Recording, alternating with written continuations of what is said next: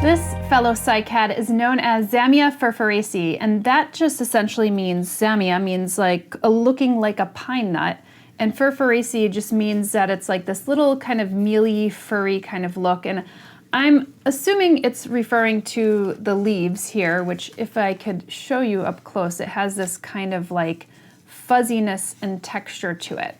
This is also known as cardboard palm, commonly known as, because of the way that the leaves feel. And I know you can't reach out through the camera right now and actually feel these leaves, but they do actually feel like cardboard. So I think that is an appropriate and applicable name. Now, this cycad is native to Mexico, and it is one of the 2 cycads that have really made it into the plant trade, and is quite common. This, like the other cycads, however, is highly toxic, so I wouldn't recommend this kind of plant if you have animals, especially curious ones that like to eat your plants.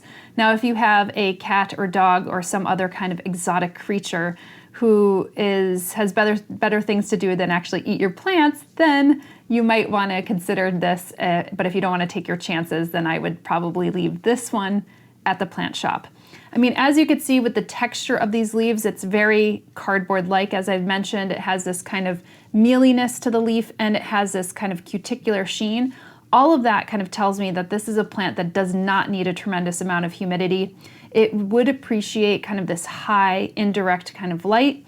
And as far as fertilizing it goes, it's not a plant that grows very prolifically. So even in the spring or summer, you're not going to see a massive amount of growth on this plant. So giving it a little bit more of a slow release fertilizer, you could actually find those. They look like little kind of colored balls usually that you could kind of put in the soil.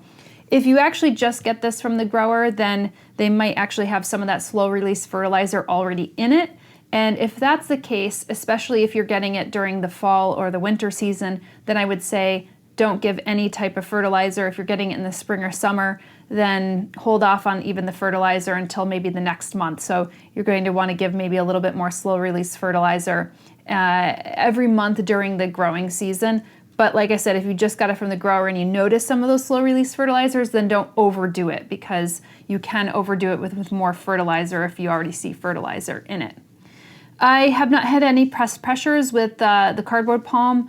You might, however, see a little bit more scale. So that could be like little brown scale, which is the most common, or you could see some mealybugs, especially if you have mealybugs on your other plants. Then I find that they're much more mobile than little brown scale, so they seem to drop on other plants. So if you don't clean your plants out, I'm definitely culpable of that. So if you don't clean your plants all the time that have the mealybugs, they oftentimes, like with wind or with the little crawlers, could get to another one of your plants. But I haven't had any, problems with this whatsoever on that account. But I just wanted to throw it out there. Now, I don't think I said it with my other cycad, but the way that you would propagate these is by a little offset. So you could see a little offset kind of poking up out of here, or through seed, which is also fairly common, but again, just really, really slow to grow. But this again is Zamia furfuracea.